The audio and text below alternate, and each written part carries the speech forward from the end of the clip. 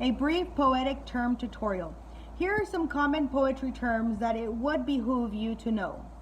For much of the following information, not applicable.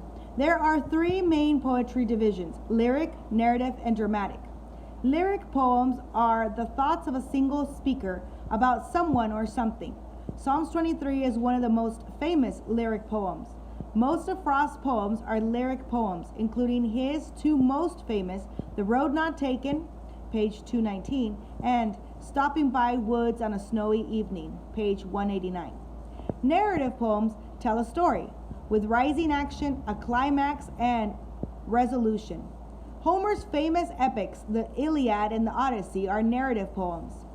Brown's Descent, page 103, is a humorous narrative poem you'll read this year.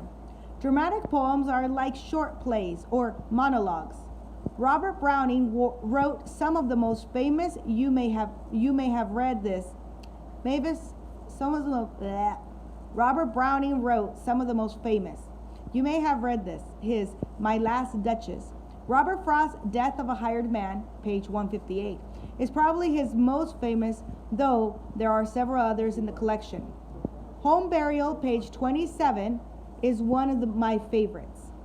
Meter refers to the pattern of stressed and unstressed syllables, as well as the number of syllables per line.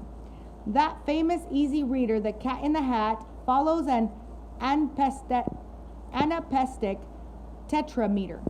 An anapest sounds like a da-da-dum, and there are four sets, tetra or four, of these da-da-dum sequences in each line.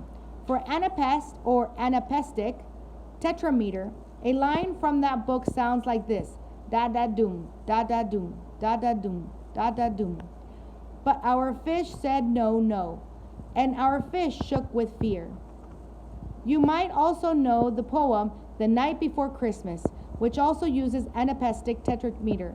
'Twas the night before Christmas, when all through the house not a creature was stirring, not even a mouse.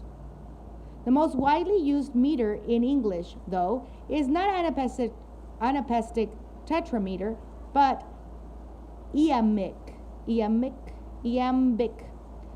pentameter. An iambic sounds like this: da-dum. And there are 5 penta in each line. Perhaps my favorite of the iambic pentameter poems is this book is Acquainted with the Night. Iambic pentameter is the meter used in sonnets, the most popular form in English. Acquainted with the Night is a sonnet. Blank verse uses regular meter, but no rhyme. His poem Birches, page 90, among others, uses blank verse. The lines are iambic pentameter, but the ends do not rhyme. Take note, free verse is not the same thing as blank verse. In free verse, there is no regularity at all. No meter, no rhyme, no standard line length. Frost said of free verse, "I'd sooner write free verse as play tennis with the net down."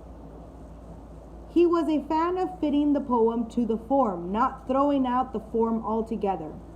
I hope you found this brief tutorial helpful and that as a result of these definitions, you'll be able to read with a deeper appreciation of Frost's craft.